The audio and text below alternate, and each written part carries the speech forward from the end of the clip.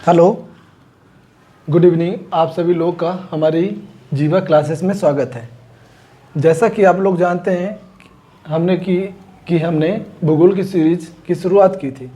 भूगोल की सीरीज में आज हम पढ़ेंगे प्रायद्वीपीय भारत का पठार। प्रायद्वीपीय भारत के पठार की आज हमारी ये तीसरी क्लास होगी।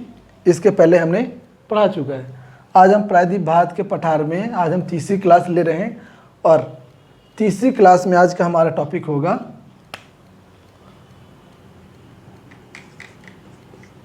पश्चिमी घाट पर्वत। आज का हमारा तीसरी क्लास में टॉपिक होगा पश्चिमी घाट पर्वत। पश्चिमी घाट पर्वत ये मैप में जो बना हुआ है इसके बारे में एक बार मैं बता दूं। इसके बाद हम पश्चिमी घाट पर्वत के बारे में एक एक करके हम चर्चा करेंगे, ठीक है। सबसे पहले ऊपर देखो, जो ये दो ब्लैक कलर की लाइनें दिख रही हैं, एक और एक दो, ये दोनों उत्तराखंड से नदी निकलती हैं। एक है सबसे बड़ी वाली लाइन जो यहाँ तक आई है, ये है गंगा नदी और दूसरी है यमुना नदी। गंगा नदी का उद्गम गंगोत्री ग्लेशियर से होता है, जबकि यमुना नदी का उद्गम यमुनोत्री ग्लेशियर से होता है। यमुना नदी इलाहाबाद में आकर के गंगा नदी से मिल जाती है। ये चीज़ सब हमने अपनी क्लास में बता चुका है, लेकिन एक बार मैं आज रिवाइज करना चाहूँगा। अब देखो, ये जो हमारी पहाड़ी दिख रही है, इस पहाड़ी का नाम है अरावली पर्वत श्रृंखला। अरावली पर्वत श्रृंखला, जिसका विस्तार गुजरात राज्य में, राजस्थान राज्य में और थोड़ा सा दिल्ली, इन 3 राज्यों में है। यह लगभग उत्तर से दक्षिण की ओर 800 किलोमीटर में फैली हुई है। क्लियर है। अरावली पर्वत श्रृंखला के दक्षिण में, अरावली पर्वत श्रृंखला के दक्षिण में ये जो दिख रहा है, ये जो गोल्ड टाइप में घेरे में, वो है हमारा पठार। उस पठार से 2 नदियाँ निकलती हैं। उस पठार से 2 नदियाँ निकलती हैं। एक का नाम है, ऊपर वाली नदी का नाम है चंबल नदी, और जो नीचे साइड है उसका नाम है बेतवा नदी। ये 2 प्रमुख नदी हैं। नदियाँ तो बहुत सारी निकलती हैं, लेकिन 2 प्रमुख नदियों के हमने नाम लिख दिया, ठीक है। तो एक का नाम है बेतवा नदी, नीचे वाली की बेतवा, ऊपर वाली का चंबल। चंबल नदी इस पठार से निकलती है। इस पठार का नाम मालवा का पठार है। इस मालवा के पठार से ये नदी निकलने के बाद उत्तर पूर्व की ओर प्रवाहित होते हुए यमुना नदी में उत्तर प्रदेश में इटावा के पास दोनों नदियाँ आपस में मिल जाती हैं। आपस में मतलब बेतवा और चंबल नदी, ये दोनों नदी यमुना नदी से मिल जाती हैं। अब देखो, एक राजस्थान से नदी का उद्गम होता है और अरावली पर्वत को पश्चिम से पूर्व की ओर पार करते हुए वो नदी जाकर के चंबल नदी में मिल जाती है। इस नदी का नाम हमने बताया था बनास नदी। क्लियर है। अब इसके नीचे देखो, ये मालवा के पठार के नीचे जो पर्वत श्रृंखला बनी हुई, इसका नाम है विंध्याचल पर्वत श्रृंखला। हमने इसके बारे में बताया था। विंध्याचल पर्वत श्रृंखला का विस्तार मध्य प्रदेश में है, पूर्णतः मध्य प्रदेश राज्य में है। उसके बाद हमने बताया था पर्वत श्रृंखला, विंध्याचल पर्वत श्रृंखला के दक्षिण में जो रेड कलर से दिख रहा है, हमने बताया था कि विंध्याचल पर्वत श्रृंखला के दक्षिण में नर्मदा भ्रंश घाटी है और नर्मदा नदी अपनी भ्रंश घाटी में ही पूर्व से पश्चिम की ओर प्रवाहित होती है। बताया मैंने विंध्याचल पर्वत श्रृंखला के दक्षिण में, यानी विंध्याचल पर्वत श्रृंखला ये है, ये जो पूरी तीनों दिख रही हैं, ये विंध्याचल पर्वत श्रृंखला के दक्षिण में नर्मदा भ्रंश घाटी है। भ्रंश घाटी का मतलब हमने बताया था वह क्षेत्र, वह भूभाग जो अवतलित हो गया हो, मतलब जो धंस गया हो, तो वहाँ पर घाटी बन जाती है, तो उसी को बोलते हैं भ्रंश घाटी। तो नर्मदा नदी अपनी नर्मदा भ्रंश घाटी में पूर्व से पश्चिम की ओर प्रवाहित होती है। इसके बाद नर्मदा नदी के दक्षिण में, मतलब ऊपर उत्तर होगा, इधर हो जाएगा उत्तर, इधर हो जाएगा दक्षिण, और इधर हो जाएगा पूर्व, इधर हो जाएगा पश्चिम। तो नर्मदा नदी के दक्षिण में, दक्षिण का है नीचे, तो नर्मदा नदी के दक्षिण में सतपुड़ा पर्वत श्रृंखला है। सतपुड़ा पर्वत श्रृंखला हमने बताया था, सतपुड़ा पर्वत श्रृंखला का विस्तार 3 राज्यों में बताया था, महाराष्ट्र, गुजरात और मध्य प्रदेश। और ये भी हमने बताया था कि सतपुड़ा पर्वत श्रृंखला की जो पूर्वी चोटी है वो पूर्वी श्रृंखला है, जिसको मैकाल के नाम से जानते हैं। तो वो मैकाल पर्वत श्रृंखला जो है मध्य प्रदेश और छत्तीसगढ़ की सीमा निर्धारित करती है, जिसका विस्तार उत्तर से दक्षिण की ओर है। और छत्तीसगढ़ का भी ऐसे ही विस्तार है, छत्तीसगढ़ भी कुछ ऐसे ही है, ठीक है। इसके बाद सतपुड़ा पर्वत श्रृंखला के दक्षिण में हमने ये भी बताया था कि नर्मदा नदी का उद्गम होता है सतपुड़ा पर्वत श्रृंखला से ही। सतपुड़ा पर्वत श्रृंखला के महादेव पहाड़ी से, सतपुड़ा पर्वत श्रृंखला के महादेव पहाड़ी से ताप्ती नदी का उद्गम होता है, और ताप्ती नदी पूर्व से पश्चिम की ओर, यानी कि नर्मदा नदी के समानांतर पूर्व से पश्चिम की ओर प्रवाहित होती है।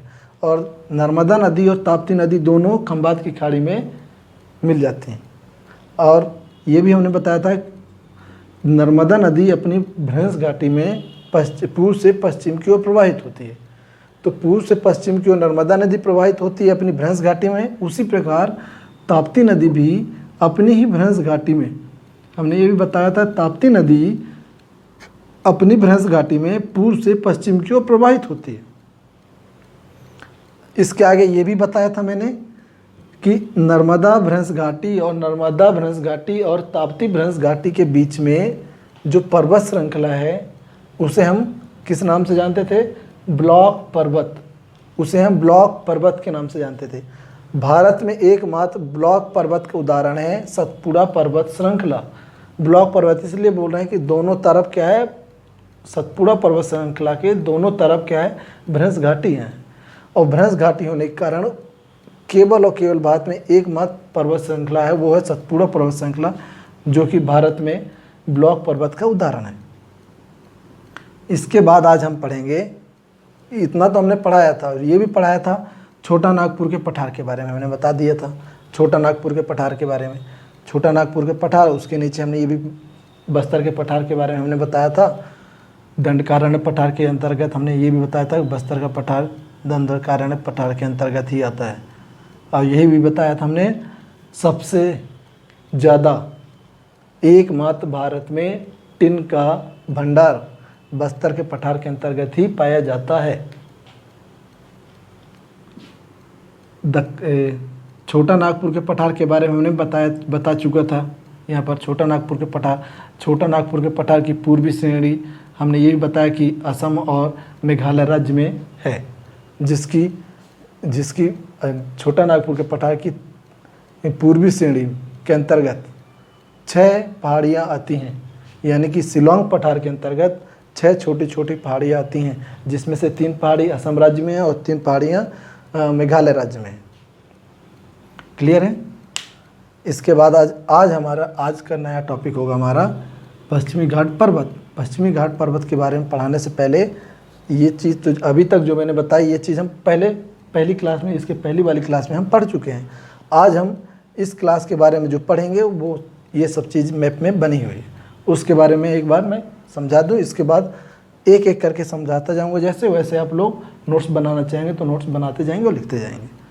क्लियर है?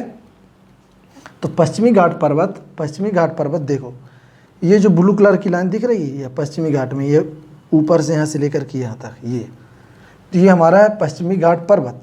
पश्चिमी घाट पर्वत कहाँ से शुरू होता है?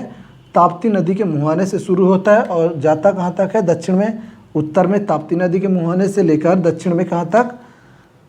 केप कोमोरिन तक।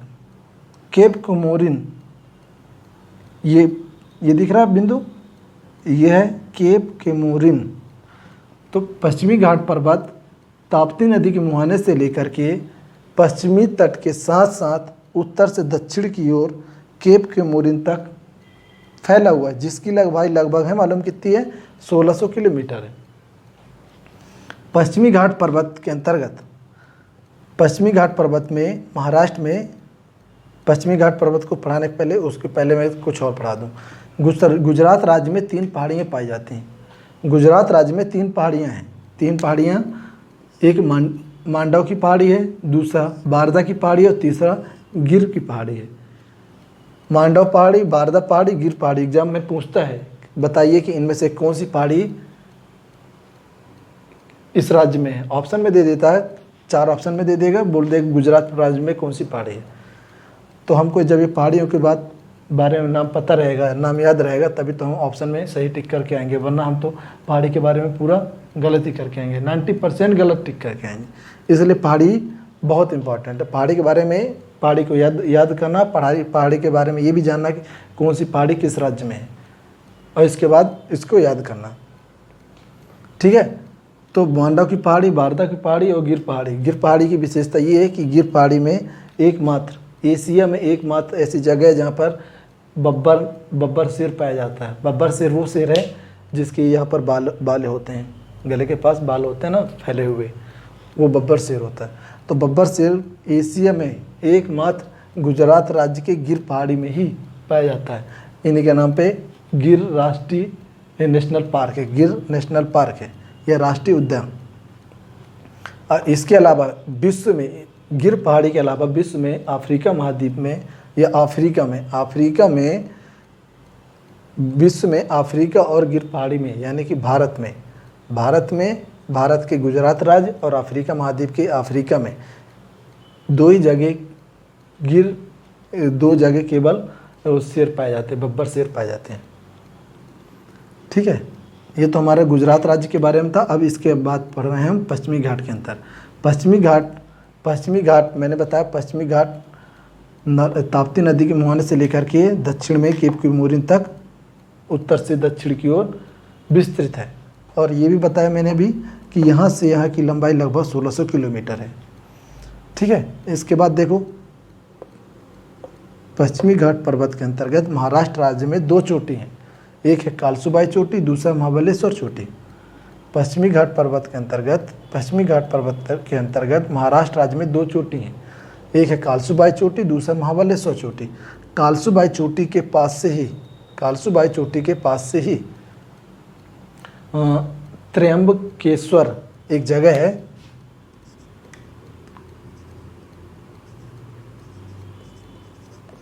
त्र्यंबकेश्वर।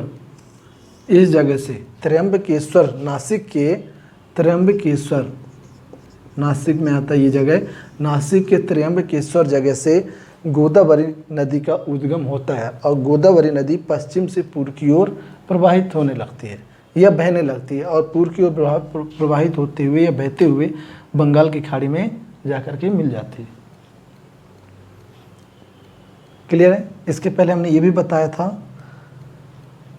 कि प्रायद्वीपीय भारत, हमने बताया प्रायद्वीपीय भारत के पठार का उत्तरी जो हिस्सा है, प्रायद्वीपीय भारत के पठार का जो उत्तरी भाग है, उसका जो ढलान है, उत्तरी भाग का ढलान है उत्तर की ओर है, यानी कि गंगा नदी की घाटी की ओर है ढलान। इसके बाद हमने ये भी बताया था कि सतपुड़ा पर्वत, ये सतपुड़ा पर्वत श्रृंखला है, सतपुड़ा पर्वत श्रृंखला के दक्षिण में है ना, सतपुड़ा पर्वत श्रृंखला के दक्षिण में पश्चिमी घाट का ढलान पश्चिम से पूर्व की ओर है। यही बताया था ना, तभी तो यही तो कारण है कि यहाँ से नदी इधर साइड प्रवाहित हो रही है। इसका मतलब यहाँ से ढलान यहाँ साइड है। ऐसा तो नहीं कि अगर मैं पानी यहाँ पर डालूँ तो ये पानी यहाँ जाएगा, यही ना जाएगा। ऐसा तो नहीं होगा कि पानी में यहाँ डाल रहा हूँ, पानी ऊपर जाने लगे, ऐसा तो नहीं होगा। जहाँ ढलान होगा वहीं साइड जाएगा।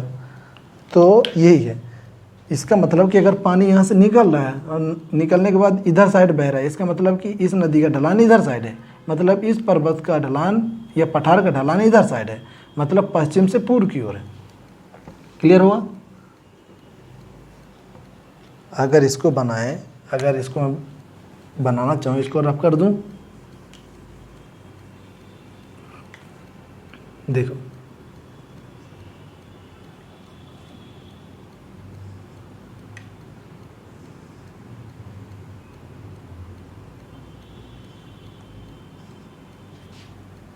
इधर देखो, ये पश्चिमी घाट हो गया, पश्चिमी घाट, और ये हो गया यहाँ पर, ये पश्चिमी घाट और ये पूर्वी घाट।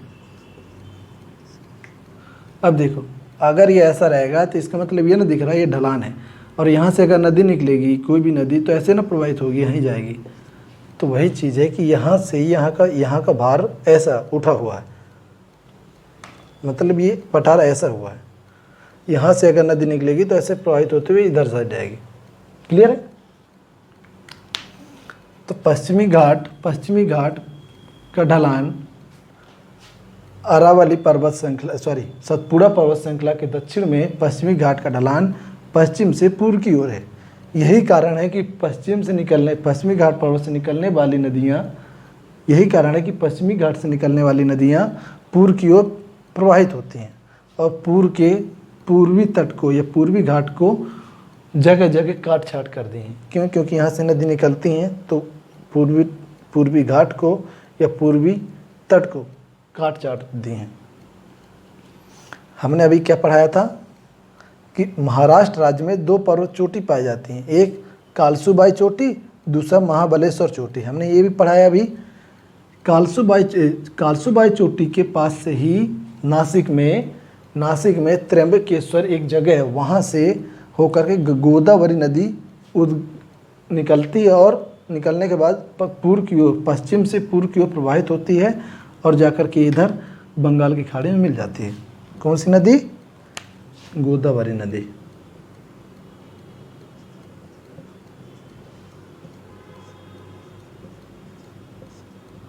इसके नीचे यहाँ पर है कृष्णा नदी,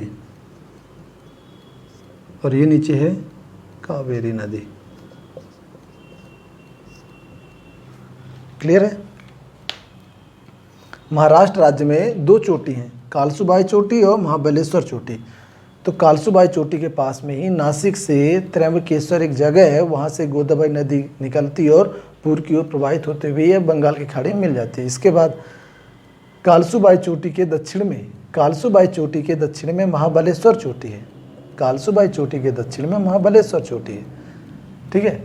पश्चिमी घाट की सबसे ऊंची चोटी कालसूबाई चोटी। पश्चिमी घाट की सबसे ऊंची चोटी कालसूबाई चोटी, जो कि कहाँ है? महाराष्ट्र राज्य में। इसके बाद महाबलेश्वर चोटी के दक्षिण में कर्नाटक राज्य में।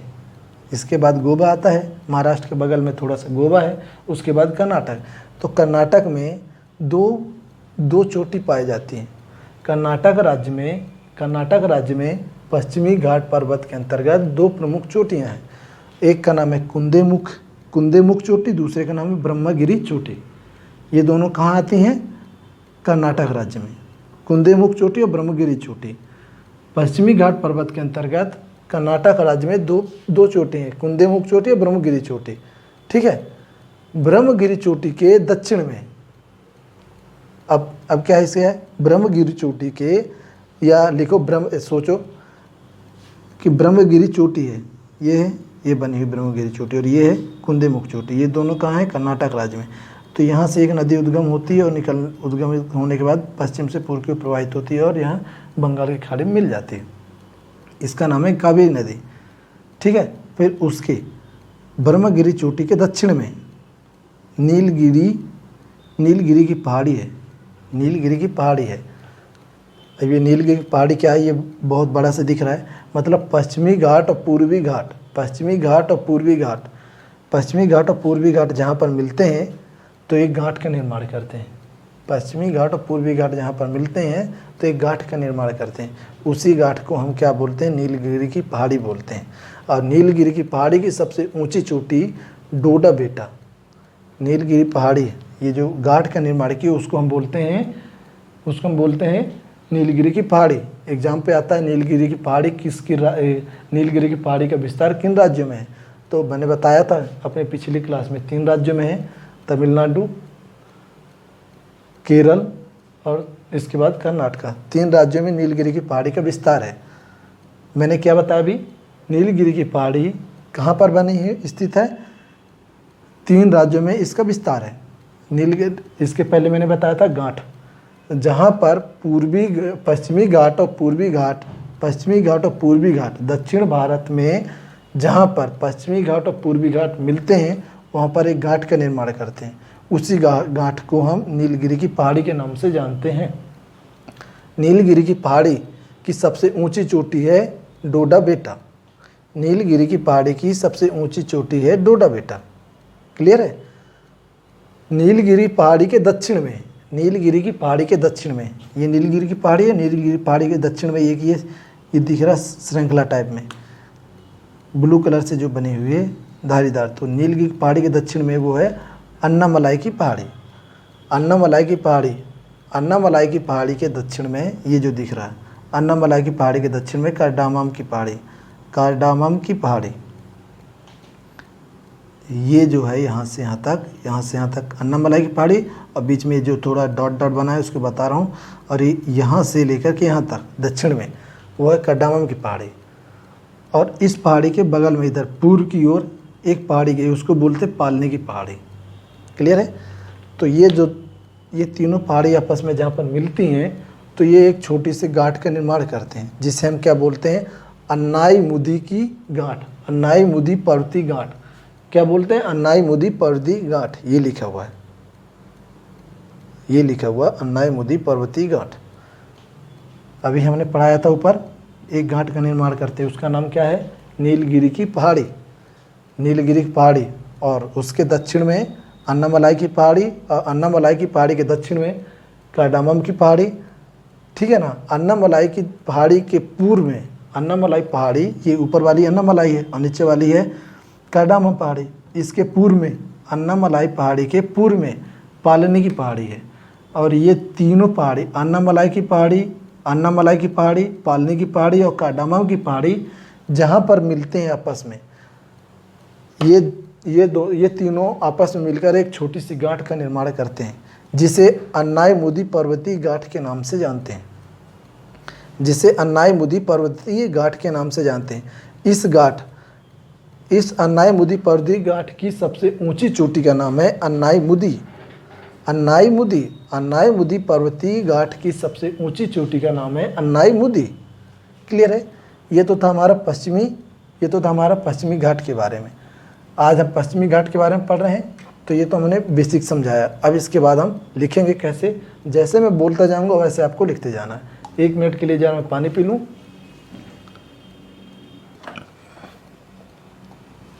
अब मैं जैसे बोलता जाऊंगा आप वैसे वैसे नोट्स बनाते जाएंगे या लिखते जाएंगे।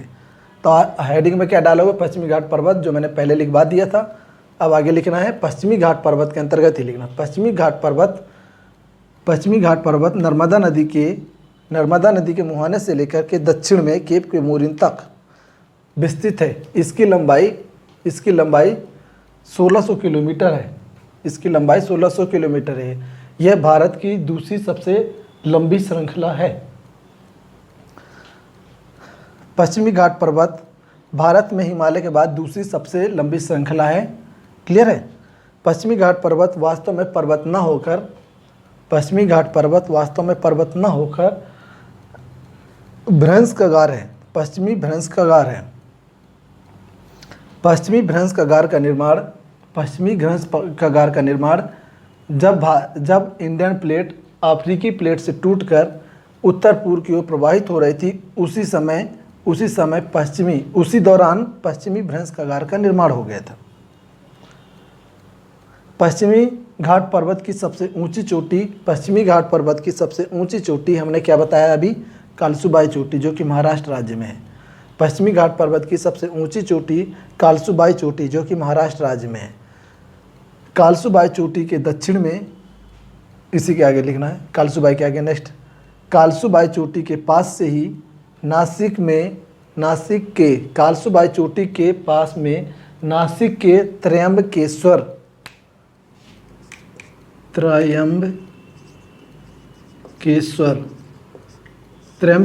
नामक जगह से गोदावरी का उद्गम होता है, और उद्गम होने के बाद गोदावरी पश्चिम से पूर्व की ओर प्रवाहित होती है, और आगे चल करके बंगाल की खाड़ी में, यहाँ बंगाल की खाड़ी में मिल जाती है। कालसुबाई चोटी के दक्षिण में महाबलेश्वर चोटी है। कालसुबाई चोटी के दक्षिण में महाबलेश्वर चोटी है। महाबलेश्वर चोटी से ही कृष्णा नदी का उद्गम होता है और कृष्णा नदी उद्गम होने के पश्चात पश्चिम से पूर्व की ओर प्रवाहित होते हुए बंगाल की खाड़ी में मिल जाती है। आगे नेक्स्ट, कर्नाटक राज्य में पश्चिमी घाट पर्वत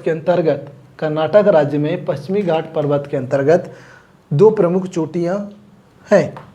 पहले कुंदेमुख चोटी, ये लिखी हुई है कुंदेमुख चोटी, दूसरा ब्रह्मगिरी चोटी, कुंदेमुख चोटी और ब्रह्मगिरी चोटी।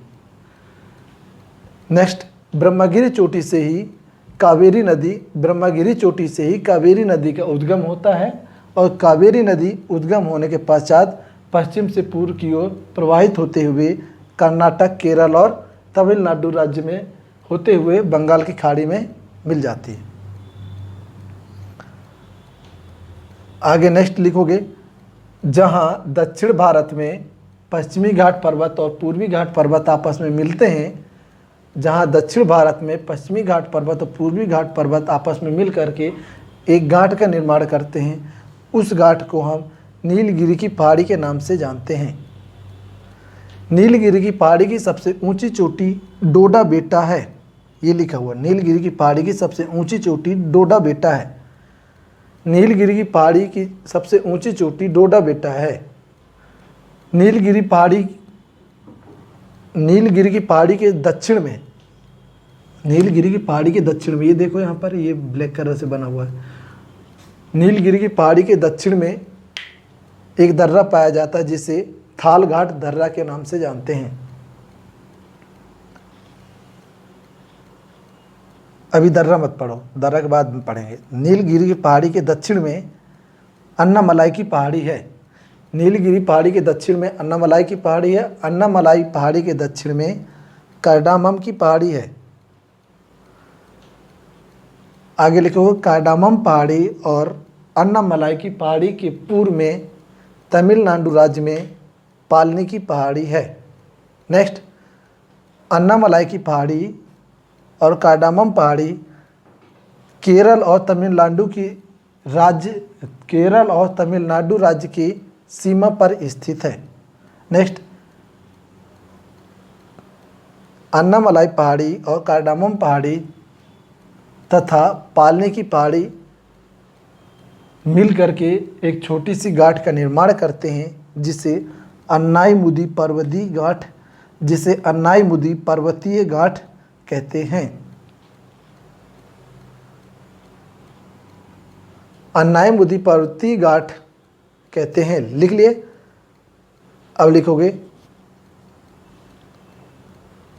अन्नाईमुदी पर्वतीय घाट की सबसे ऊंची चोटी अन्नाईमुदी है।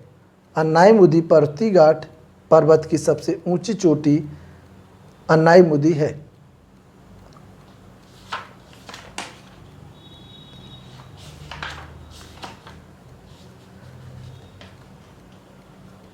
नेक्स्ट, केरल राज्य में, नेक्स्ट लिखोगे, नीलगिरी पहाड़ी के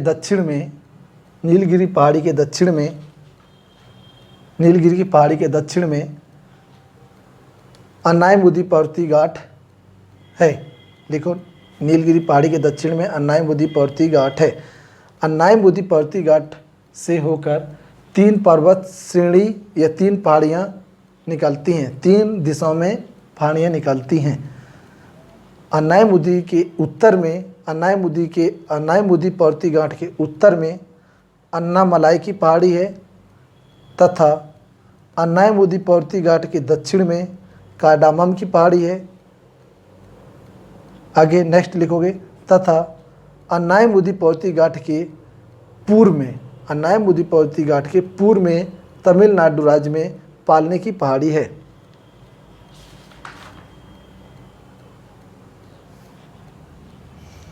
पालनी की पहाड़ी मुख्यतः तमिलनाडु राज्य में है। तमिलनाडु राज्य में, ये देखो हमने रेड कलर से बना है, तमिलनाडु राज्य में प्रसिद्ध पर्यटक स्थल कोडाई कनाल, देखो कोडाई कनाल तमिलनाडु राज्य में प्रसिद्ध पर्यटक स्थल कोडाई कनाल स्थित है।